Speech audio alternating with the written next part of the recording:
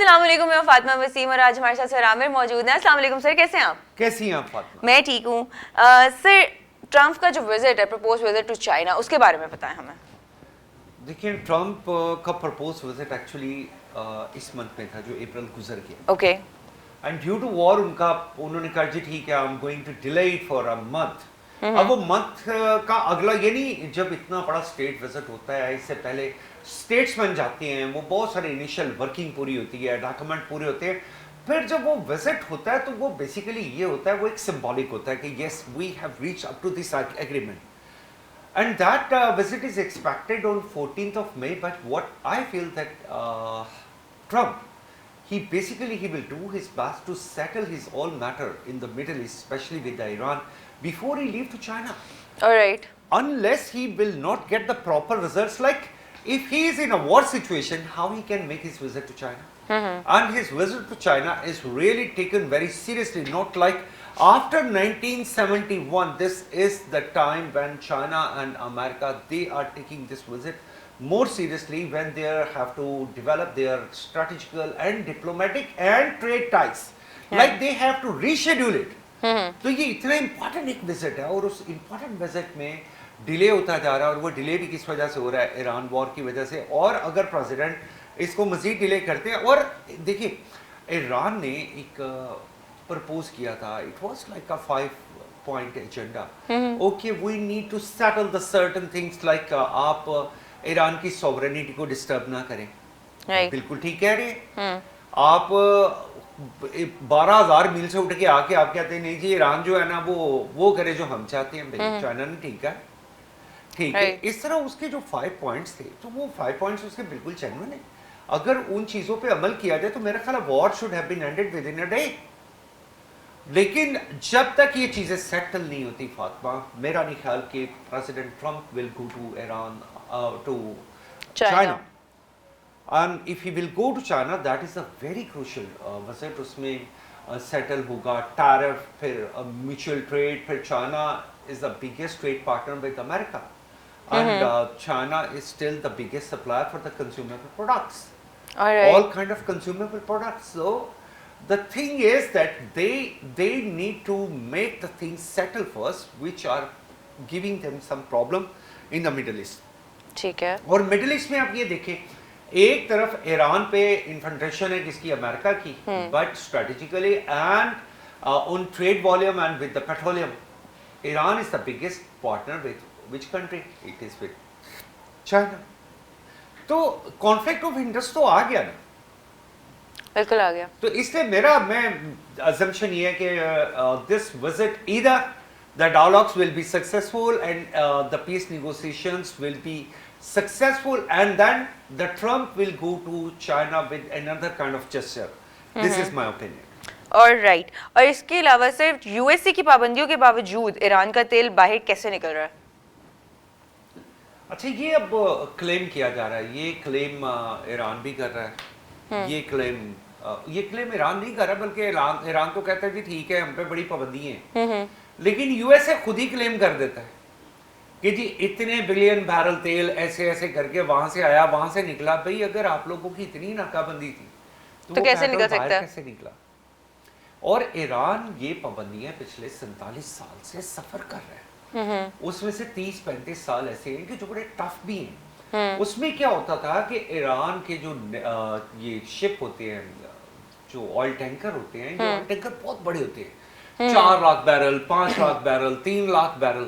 अच्छा, उसमें वो पेट्रोल होता है। वो होता ये था कि अच्छा, ये कोई हिडन ट्रुथ नहीं है, ये मैं कोई ऐसी खबर नहीं ब्रेक कर रहा कि जो लोगों के लिए सुनने के लिए बड़ी हो, लेकिन ये एक ओपन सीक्रेट था कि वो ट्रैवल कर रहे होते थे कहाँ पे? साउथ चाइना सी में। और उनका सबसे बड़ा बायर कौन था? चाइना सबसे बड़ा बायर था। ओके। 38 बिलियन डॉलर का पेट्रोल अगर चाइना बाय कर रहा है ईरान से, तो अमेरिका का उस पे सबसे बड़ा कंसर्न ये था कि ये पेमेंट किस करेंसी में हो रही है। और अगर पेमेंट किस करेंसी में हो रही है तो फिर ईरान ने ओपनली कहना शुरू कर दिया जी हम युआन लेंगे, हम युआन में पेमेंट लेंगे। भाई युआन में पेमेंट तो तुम्हारे पास बड़ी देर से आ रही है, कोई आज से नहीं आ रही। ये पेमेंट बड़ी देर से जो सिचुएशन थी, अमेरिका उस पर बोले ना बोले, अमेरिका भी देखिए एक कोई वाहिद सुपर पावर नहीं है। चाइना उसकी उतनी मानता है जितनी मानती होती है, जहां नहीं मानती होती है China resisted. And Chinese they are very intelligent, they are very arrogant also, they don't want to compromise for their indigenous matters, so the Chinese said no. अब आप जो ये कह रहे हैं जी पेट्रोल अभी भी निकल रहा है, किधर जा रहा है किधर नहीं जा रहा, बल्कि मैं बार बार आपके प्रोग्राम के जरिए कंदिया देता हूं कि अगर वो गैस पाइपलाइन जो पाकिस्तान और ईरान के दरमियान है वो एक्टिव हो जाती है, और जिसका पाकिस्तान को लाजमी इसका अपना एक स्ट्रांस रखना चाहिए, अपना उसको ये कहा जाए कि जनाब ये गैस पाइपलाइन, और ये खाली पाकिस्तान और ईरान गैस लाइन नहीं है, पाकिस्तान, ईरान और इंडिया। अब इंडिया को लोग कहेंगे कि जी आप गैस क्यों दे रहे हैं, बिल्कुल ऐसे ही है, ठीक है बाबा, इंडिया आपको गैस की ट्रांजिट का अगर $2 बिलियन देता है तो मुझे यह बात बताएं कि आप दुश्मन से पैसे लेके और दुश्मन के ही खिलाफ अगर इस्तेमाल करना चाहते हो तो आपको इतराज क्या है? मुझे तो कोई इतराज नहीं है, मुझे स्ट्रेटेजी के लिए भी इसमें कोई हर्ज नजर नहीं आता। भाई आप इंडिया की तवानाई की भी शारक पे बैठ जाते हैं, सही, तो इसमें हर्ज क्या है? और $2 बिलियन अगर आपके पास, $3 बिलियन आपके पास ट्रांजिट फी आ जाती है, तो व्हाट इज योर प्रॉब्लम? आप उससे आप ये ना देखिए कि इंडिया तक गैस जा रही है, आप ये देखिए कि आपको फाइनेंशियल फायदे क्या हो रहे हैं।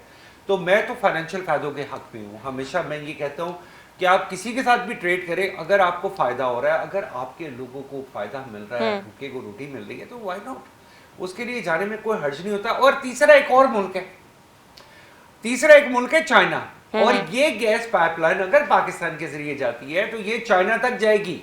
ये भी मैं आपको एक चिड़िया कौवा की कहानी जो है ना वो सुना रहा हूँ, चिड़िया कौवा की ये जो है हर सूरत में फिर ईरान तक, ईरान के बाद ये ईरान से पाकिस्तान, पाकिस्तान से इंडिया और पाकिस्तान से चाइना। तो अगर आप दोनों साइडों से अगर $2-3 बिलियन का सिर्फ ट्रांजिट ले लेते हैं, और ट्रांजिट आपको $5-6 बिलियन का आपको प्रॉफिट आना शुरू हो जाता है घर बैठे हुए, तो मुझे समझ नहीं आती कि इसमें कोई हर्ज होना चाहिए। मैं तो कहता हूँ जरूर गो अहेड। सर वैसे transit route trade from Pakistan to Iran क्या बनेगा?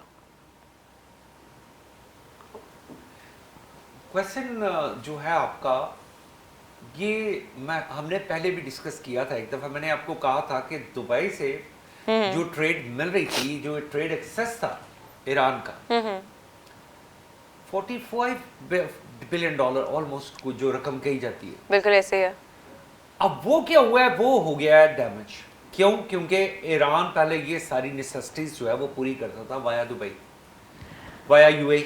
अब यूएई और दुबई के साथ उसका जो हो गया एक प्रॉब्लम, एक बहुत बड़ी प्रॉब्लम है। यानी उन्होंने कहा जी कि पता नहीं 2700 के कितने मिसाइल आपने मार दिए हैं, और ड्रोन उनकी डिस्ट्रक्शन भी काफी हुई है, डिस्ट्रक्शन हो गई। एग्जैक्टली। अच्छा, उसके बाद अब उनके भाई उनको डेली नेसेसिटीज तो चाहिए ही चाहिए ना, आप ये तो उससे इनकार ही नहीं कर सकते। उनको फूड की भी प्रॉब्लम है और बहुत सारी प्रॉब्लम है, ह्यूमैनिटेरियन एड चाहिए, आपको मेडिकल की एड चाहिए, तो अब आपके पास ऑल्टरनेटिव क्या था?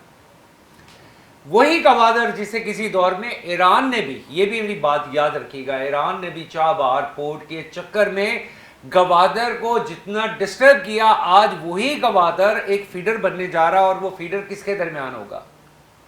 ईरान और पाकिस्तान के। वो फीडर होगा ईरान और पाकिस्तान की, और वो फीडर क्या होगा? गवादर। गवादर सीपैक के बारे में ही मैं आपसे नेक्स्ट क्वेश्चन पूछने लगी थी कि अब वो कहां स्टैंड करेगा इसके बाद? देखिए अभी तो फिलहाल तो आप सिर्फ इस चीज पे बिलीव करेंगे, we hope this war is going to be end, hopefully, क्योंकि सीपैक इज अनदर वे। हम उसको आज मैं I am not in a position कि मैं उसे डिस्कस करूं, लेकिन उसकी इफेक्टिवनेस पे मैं बात करूंगा जरूर, ठीक है। अब the matter is very simple, the matter is what कि पाकिस्तान अगर ईरान को ये सारी ट्रेड, और उसके लिए पाकिस्तान का एक एक्ट था, कस्टम एक्ट 1959-60 के करीब ये एक्ट जो है वो बना था, उसमें भी अमेंडमेंट की जरूरत है कि आप transit trade facility to Iran and these areas आप प्रोवाइड कर सकते हैं। अच्छा, उसमें वो अमेंडमेंट कर दी गई है। वो अमेंडमेंट करने के बाद अब क्या होगा कि अब वो जो कार्गोज जो ईरान के थे, जो कि कहीं और जगहों से हैंडल हो रहे थे, अब वाया पाकिस्तान होंगे और लीगली होंगे। यानी कि आपके पास टर्मिनल चार्जेस आएंगे, आपके पास ट्रांसपोर्टेशन चार्जेस आएंगे, आपके पास प्लस एक ट्रेड एक्टिविटी होती है उसके बहुत सारे चार्जेस आना शुरू हो जाते हैं। तो ये व्हाट आई फील कि अगर ये होना शुरू होता है, ये यानी कि ये होना शुरू होता है नहीं है, ये होना शुरू हो गया चुका है। है। और इसका मतलब ये है कि Pakistan is going to play a larger role. जो हमारे यहाँ पे जितने टर्मिनल्स, एक तो पहले ही आपको पता है कि हमारे टर्मिनल बड़े इस वक्त तो वैसे ओवरलोड चल रहे हैं, बिल्कुल ऐसे ही है। फिर भी विद द एफिशिएंसी पाकिस्तान ने, और कहा जा रहा है कि पाकिस्तान ने इस सारे सिनेरियो में कोई 100-150 अरब रुपया कमा भी लिया है। अच्छा हाँ, ये सारी हमारी जो पोर्ट ट्रस्ट की जो कैलकुलेशंस है वो कुछ ऐसी ही है।